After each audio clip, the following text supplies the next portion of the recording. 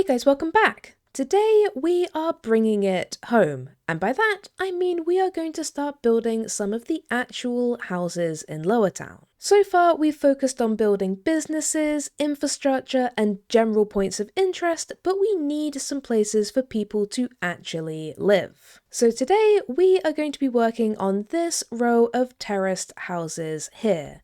And as the sign says, these are, I think, going to be the biggest houses in Lower Town. So that should give us a lot to work with. And I think the best way to start off is by building the exteriors. So let's get building!